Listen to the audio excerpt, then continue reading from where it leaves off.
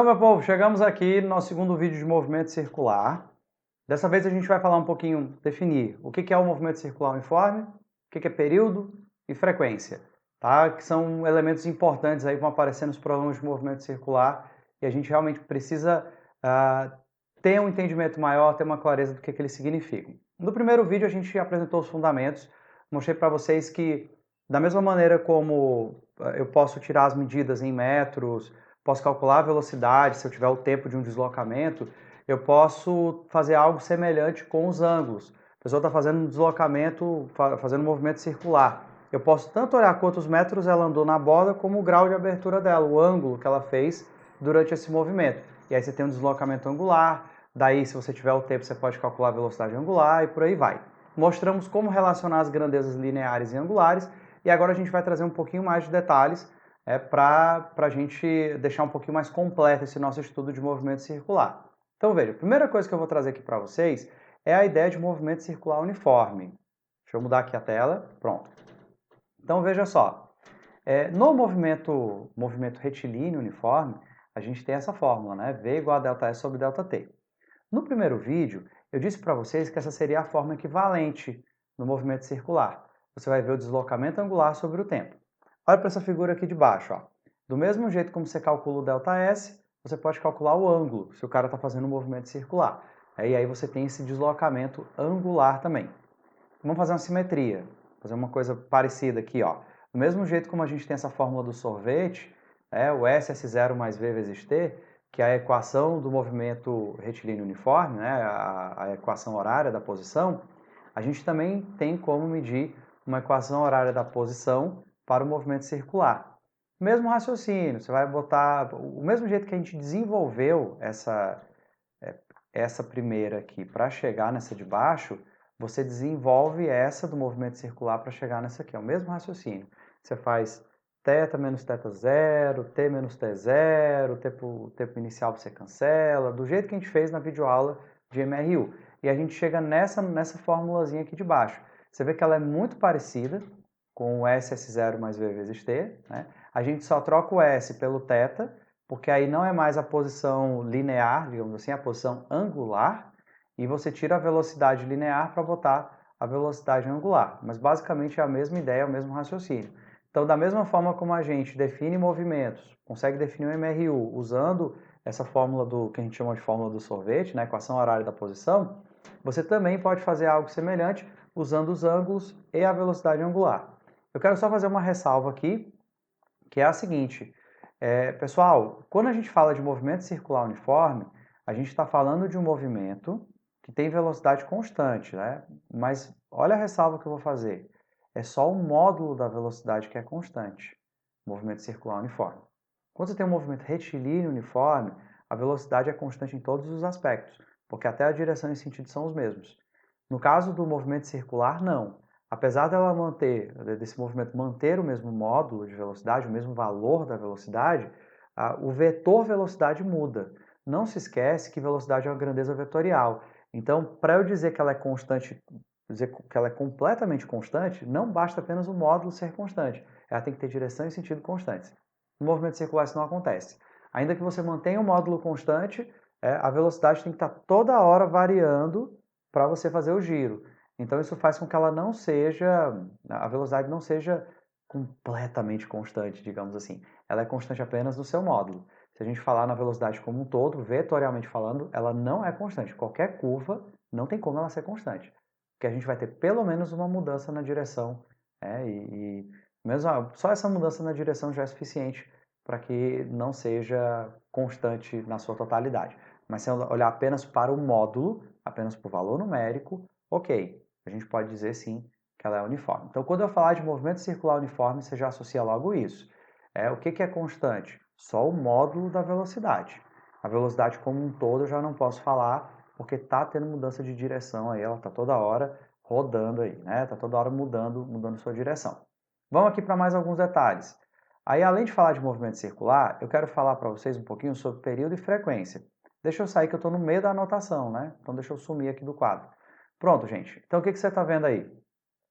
Quando a gente tem um movimento circular, o camarada está, não só um movimento circular, mas qualquer movimento cíclico, tá? Você tem essa situação. Vou pegar o movimento circular que é o que a gente está trabalhando. Então o cara sai aqui nesse começo, faz um giro completo e para aqui. Para fazer esse giro completo, ele gasta um tempo. E aí, qual é esse tempo? Bom, se a gente estiver falando de uma volta completa, de um ciclo completo, nós estamos falando de período, certo, gente? Então, período nada mais é do que esse intervalo de tempo que corresponde a uma volta. Por exemplo, se eu falar dos ponteiros de relógio, ponteiro das horas, qual é o período dele? O ponteiro das horas é 12 horas, porque ele demora 12 horas para dar uma volta completa. O ponteiro dos minutos, período do ponteiro dos minutos é de exatamente 60 minutos ou de 1 hora, que é o tempo que ele demora para fazer uma volta completa.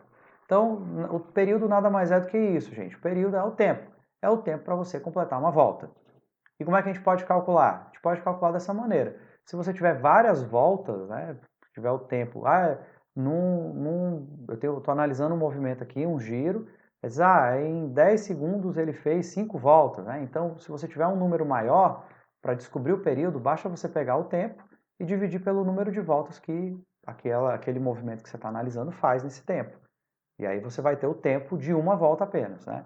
As unidades, pode ser segundo, pode ser minuto, hora, dia. Segundo é no sistema internacional, mas é unidade de tempo. Período é tempo, certo? Só que é especificamente o tempo para você completar uma volta. Bom, nem sempre o período vai ser a melhor coisa para você usar, porque alguns movimentos são muito rápidos. São tão rápidos que o tempo de uma volta vai dar uma fração irrisória de segundo. E aí vai ficar difícil medir. E aí, para esses casos, a gente usa a frequência. A frequência te dá uma ideia de ritmo. Ele vai ser o número de voltas por unidade de tempo. Você vai ver que até a forma de calcular a frequência é o contrário do período. Ó. Era tempo sobre número de voltas, aqui é número de voltas sobre tempo. Então, ao invés de eu dizer quantos segundos demora uma volta, eu vou dizer para você quantas voltas ele dá em um segundo. E aí, se eu estiver falando em voltas por segundo, quantos ciclos ele completa, quantas voltas ele dá em um segundo, eu estou falando em Hertz, que é a unidade do sistema internacional. Mas outra muito usada é o RPM, que são as rotações por minuto, certo? Como elas são contrárias uma da outra, quando o período dá muito pequeno, a frequência dá um número maior. Aí já facilita um pouco a sua vida. Deixa eu aparecer aqui. Deixa eu aparecer aqui de novo. É por isso que quando você estiver fazendo estudo de ondas, você vai ver que as ondas têm essa questão de serem cíclicas, e aí se for uma onda com uma luz, o período dela, o período de um ciclo da onda, da luz, de qualquer onda eletromagnética de modo geral, é muito curto. Então, às vezes, é melhor a gente falar em frequência do que em período. Mas vamos lá, depois a gente chega em outros pontos como esse, tá? Eu quero só que você entenda em linhas gerais o que é período e frequência. Vamos para cá, mais um tópico, ó. Aqui é ainda falando sobre essa parte. Como eu disse para vocês, no caso de um relógio desse de ponteiro dos segundos, o período dele é de 60 segundos, ou seja, 1 minuto. Tanto faz. Aí vai depender da unidade que for mais interessante para você na hora de resolver o problema. Mas a frequência eu posso dizer que o ponteiro dos segundos é de 1 RPM, quer dizer, ele faz uma rotação completa a cada minuto. O que significa que em 1 segundo ele faz 1/60 da sua rotação, né? Da rotação completa. Então seria 1/60, né? 1 sobre 60 Hz. Outra coisa, um exemplo aqui, um outro exemplo, né? CD de música normal, tá? A frequência dele de rotação fica em torno entre 180 e 500 RPM. E aí o que acontece? Para você calcular o período disso, ó, vai dar um valor muito pequenininho, né? Então, por exemplo, ó, se eu pegar, vou pegar esse de 500, tá? Ele faz 500 rotações em 1 minuto. Então, significa que em 60 segundos, vou pegar a calculadora aqui para fazer essa conta com vocês. Em 60 segundos, ele faz 500 rotações. Significa que cada rotação demora em torno de 0,12 segundos. É uma fração. Isso aí até que vai, esse número de 0,12 segundos. Mas tem outras rotações que são mais rápidas. Se a gente for para um CD-ROM, né, CD de computador mesmo, aí a rotação é mais rápida ainda. E aí já fica muito inviável você trabalhar com o período. Aí para esses movimentos que as rotações são muito rápidas, é melhor você trabalhar com frequência, que te retorna um valor mais fácil de ser trabalhado. Como eu disse agora há pouco, você vê que período e frequência são contrários, são inversos, né, um do outro. Por isso que vale essa relação que eu marquei aqui do meu lado. Ó. O período é 1 sobre frequência, ou frequência é igual a 1 sobre período. Então, se você quiser um, é só inverter o outro, né, que você tiver. Vamos seguir em frente, ó. E aí vamos falar um pouco sobre essa história de velocidade angular, período e frequência. Eu já disse para você que o jeito de calcular a velocidade angular, lá no primeiro vídeo, é esse, ó. Você pega o deslocamento angular, você vai ver quantos graus ou quantos radianos o cara percorreu e vai dividir pelo tempo. Só que tem um outro jeito que às vezes te ajuda muito na hora de resolver problemas, que é o seguinte, você pensar que em uma volta completa, o cara percorre 2π radianos. É o ângulo em radianos de uma volta.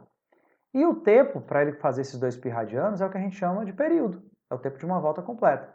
Então, uma outra forma que você tem de escrever a velocidade angular é essa daqui, meu povo, ó. 2π, que é uma volta completa, sobre período. Então, por exemplo, às vezes tem questões que o cara vai te dizer assim, o período desse movimento é tanto. Qual é a velocidade angular?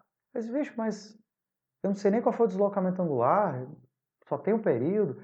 Se o cara te der o período, você já tem como calcular. Porque se ele te deu o período daquele movimento, esse período já é obrigatoriamente associado com uma volta completa, que são 2π radianos, que já é um valor fixo. Então basta você fazer essa divisão que você chega no resultado. Outra forma, né, às vezes a questão não te dá o período, te dá a frequência. E agora, lascou? Não tem como resolver? Tem. É só você lembrar dessa relação que eu mostrei no outro slide, que a frequência é o inverso do período. Então, nesse caso, nessa equação que eu botei aqui em cima de mim, se o período está dividindo e eu trocar ele pela frequência, a frequência vai fazer o contrário. O período divide, a frequência multiplica. Então, são outras duas formas que você teria de calcular a velocidade angular, tá? Ou 2π vezes a frequência, ou 2π sobre período. Bom, porque esse período aí, né, o tempo de uma volta já está associado com uma volta completa, 2π radianos ou 360 graus, né? Mas, como a gente falou no primeiro vídeo, a gente dá preferência pelas medidas em radianos. Vamos para probleminhas rápidos aqui. Eu vou para essa questão aqui da VUNESP. Diz assim, em um hospital, o soro injetado em um paciente goteja a razão de 30 gotas por minuto. Você vê que não precisa nem necessariamente ser uma coisa circular, pode ser uma coisa cíclica para a gente analisar aqui. Ele quer saber qual é a frequência do gotejamento em hertz e qual é o intervalo de tempo entre duas gotas consecutivas. Duas gotas consecutivas são 2 ciclos. 2 ciclos. Aliás, 2 ciclos não. É o tempo de um ciclo, né? Entre uma gota e outra você tem um ciclo completo, que a gente pode associar com uma volta completa. Essa primeira questão é só para você ver a aplicação de período e frequência. Então aqui o que ele está querendo de você é o período. Então vamos lá, olha como é simples essa ideia de frequência e período. Ó. São 30 gotas por minuto, que a gente pode associar com 30 RPM, né? 30 ciclos por minuto, 30 rotações por minuto, digamos assim. E aí como é que a gente calcula? Ele quer primeiro a frequência em hertz. O que a gente faz, meu povo? Bem simples, ó, no item A. São 30 rotações por minuto, então você vai dizer que são 30 ciclos completos em 1 minuto. São os 30 RPM. Isso significa, como ele quer em hertz, hertz a gente sempre associa com o tempo em segundos. Espera aí que eu comecei com um tipo de letra, depois eu misturei com outro. Ó. A gente sempre associa com o tempo em segundos. Aí vamos lá. 1 minuto, pessoal, são 60 segundos. Então, 30 dividido por 60 dá 1 sobre 2. Ou, se você preferir, 0,5 Hz. Então, é como se você tivesse meia gota por segundo. Né? Então, uma gota a cada 2 segundos. Pronto. Vamos para o item B. O item B, ele quer saber o intervalo de tempo entre uma gota e outra. E a gente pode entender esse intervalo de tempo entre uma gota e outra como sendo um ciclo completo. Né? Tem uma gota, e aí a próxima repetição vai ser quando vier a outra gota. Então a gente pode imaginar isso até associar com esse movimento circular. E aí o que nós vamos ter? Bom, eu já disse para você que o período nada mais é do que o contrário da frequência. Então ficaria 1 sobre 0,5. Dividir por 0,5 é equivalente a multiplicar por 2. Então o nosso período aí vai dar exatamente 2 segundos. Ou seja, você tem uma gota a cada 2 segundos, beleza? Você vai dizer, isso tem nada a ver com o movimento circular. Mas aqui a gente consegue fazer uma associação. Essa parte de período e frequência, ela não serve apenas para um movimento circular, mas para qualquer coisa que seja cíclica, qualquer coisa que seja repetitiva, inclusive o movimento circular. Vamos para a próxima. Aí essa sim, a gente já vai falar um pouquinho sobre... A gente já vai para uma coisa mais de movimento circular mesmo, né? Aliás, eu acho que na outra questão eu fiquei na frente, né, das anotações. Fiquei? Deixa eu olhar aqui. Não, fiquei não. Fiquei quase na frente das anotações. Então vamos lá. Próxima questão. Um satélite geoestacionário é aquele que gira junto com a Terra. Então ele fica sempre acima do mesmo ponto da Terra, digamos assim. Se tiver um satélite geoestacionário sobre a sua cabeça, se você ficar naquela posição ali, enquanto você estiver naquela posição, o satélite vai estar sempre em cima da sua cabeça, tá? Ele fica sempre na mesma região do céu. Aí por isso ele acompanha a rotação da Terra. Então vamos lá. Um satélite geoestacionário encontra-se sempre posicionado sobre o mesmo ponto em relação à Terra, que eu acabei de falar. Sabendo-se que o raio da órbita desse satélite é de 36 vezes 10 ao cubo quilômetro, e considerando-se π igual a 3, podemos dizer que sua velocidade é... Ele quer saber a velocidade linear desse satélite. Então vamos lá, eu já coloquei os dados aqui, né? O raio, tá? Eu fiz até o desenho aqui do satélitezinho rodando. O raio sempre em relação ao centro da Terra, 36 vezes 10 ao cubo quilômetros. Ele pediu para a gente considerar π igual a 3, isso vai facilitar a nossa vida. E ele quer a velocidade linear. Então ele quer a velocidade, essa velocidade linear que o cara está seguindo aqui em volta da Terra. Bom, tem algumas coisas que estão subentendidas, tá? E é bom que você saiba. Primeiro, se ele é um satélite geoestacionário, ele roda junto com a Terra. Aí tem coisa que você tem que se ligar aqui. Quanto tempo a Terra demora para fazer uma volta completa? Um dia. Um dia, 24 horas. Ah, deixa eu só ver a unidade que ele botou. Ele botou em quilômetro por segundo, tem que transformar isso em segundo ainda. Outra coisa, se ele fez uma volta completa, qual é o ângulo que ele percorreu numa volta completa? 2π radiano. Então, sempre quando você puder usar essa referência, usa. Tá? Se você tiver o tempo, o período, né, o tempo de uma volta completa, sempre associa isso a 2π radiano, que é o ângulo de uma volta. E aí, pronto, mesmo que a questão não te dê, você já tem como ter essas sacadas, e aí você já tem mais elementos para resolver a questão. Então vamos lá. Gente, a primeira coisa aqui, para resolver esse problema, é a gente trabalhar na velocidade angular. Ele pediu a velocidade linear. Vamos primeiro calcular a velocidade angular, certo? E aí como é que a gente faz? Bom, é só você fazer isso sobre o período, sobre o tempo, né? Que aí no caso, uma volta completa 2π radianos, o tempo 24 horas. Bom, aqui você pode dizer, pode cancelar o 2 com 24 e pode chegar na conclusão que a velocidade angular é π sobre 12, né? Π sobre 12 radianos por hora. Só que aí tem um problema. Quando a gente vai para o nosso gabarito, ele está pedindo para a gente aí em quilômetros por segundo. Então não é muito interessante que eu deixe em hora. É melhor eu transformar. Aí você tem que lembrar desse detalhe, ó. 1 hora são 3.600 segundos. E 12 horas? 12 horas vão ser 12 vezes 3.600 segundos. Botei foi 21 aqui, vou inverter. Ó, 12 horas vão ser 12 vezes 3.600 segundos. Então, eu vou só mexer um pouquinho aqui nesse resultado. Eu vou botar a velocidade angular como π sobre. Para deixar em segundo ali embaixo, eu tenho que pegar esse 12 e multiplicar por 3.600. Então fica radianos, aí deixa de ser radiano por hora, passa a ser radianos por segundo. Eu não vou fazer essa conta, porque eu vou precisar desse resultado já já, né? Aí pode ser que eu cancele alguma coisa aí, facilite um pouco a nossa vida. Então vamos lá, segundo passo, nós vamos para a velocidade linear. E a gente já disse que a velocidade linear nada mais é do que a angular vezes o raio. Primeira aula nossa nós comentamos isso. Vou fazer de outra cor para não embaralhar. Então a velocidade linear é a angular, que é π dividido por 12 vezes 3.600, vezes o raio. Aí o raio é 36 vezes 10 ao cubo. Você vê que a unidade aí está em quilômetro, né? Eu não vou mexer nessa unidade, porque no gabarito é sempre quilômetro. Então eu já trabalhei o segundo, já está em segundo tempo, e aí eu vou deixar em quilômetro, que o resultado que der aí já vai ser a resposta da nossa questão. Eu vou sair aqui da tela para você conseguir visualizar bem a minha resolução. Então veja só. Dá para a gente cancelar aqui. Eu botei 3 vezes 10 ao cubo, não é 36, né? Então deixa eu anotar isso aqui. 36 vezes 10 ao cubo. Então olha só, eu vou pegar esse espacinho para ficar melhor da gente resolver. Gente, esse 36 dá para cancelar com esse 3.600. Aqui sobra 100, aqui sobra 1. Então, resultado, nós vamos terminar com essa situação aqui, olha. Ele pediu para a gente considerar o π igual a 3, então nós vamos deixar π igual a 3. Aqui o 36 virou 1, não vai interferir no resultado, e sobrou 10 ao cubo aqui em cima. E embaixo sobrou quem? Sobrou 12 vezes 100. Aí, se eu fizer 10 ao cubo é 1000. Se eu cancelar 1000 com 100, aqui ainda sobra 10. E dá para eu cancelar 3 com 12. Aqui sobra 1, aqui sobra 4. Então, gente, a nossa velocidade vai sobrar quem aí? Vai sobrar 10 em cima e vai sobrar 4 embaixo. 10 dividido por 4 é 2,5. Como nós mantivemos o espaço em quilômetros, aqui fica em quilômetro.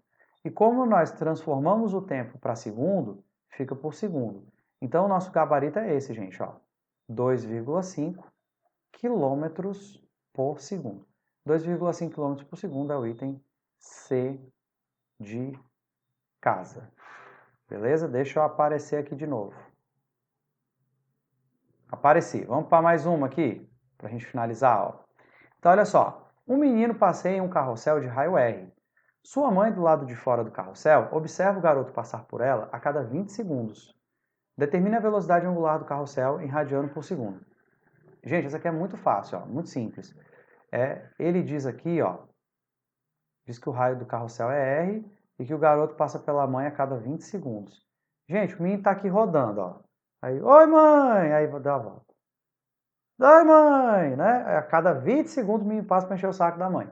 Então veja só, isso, meu povo, é o período. O período é de 20 segundos. Certo? Ele vai, a cada 20 segundos ele passa pela mãe, então significa que a cada 20 segundos ele faz uma volta completa, né? Já que a mãe, subentende-se aqui que ela está imóvel, está lá esperando o menino terminar de brincar no carrossel. Ele quer a velocidade angular. E aí o que foi que eu disse para vocês? Que um jeito de calcular a velocidade angular é ter o período, que a velocidade angular é 2π sobre período.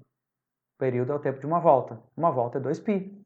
Então, você vai fazer 2π dividido por 20. Cancela 2 com 20, aqui fica 10, aqui fica 1. Então fica a nossa velocidade angular. Aqui em cima fica 1 vezes π, fica π. Embaixo só sobrou 10, então π sobre 10, radiano por segundo. Radiano por segundo é o item C de casa. E acabamos essa questãozinha. E também acabamos neste vídeo, nessa videoaula de agora, tá bom? Então é isso, meu povo. A gente ainda vai falar sobre o movimento circular. Vamos falar sobre polias e correias e como é que ocorre a transmissão do movimento circular, tá bom? Mas por enquanto, a gente fica por aqui. Até o próximo vídeo.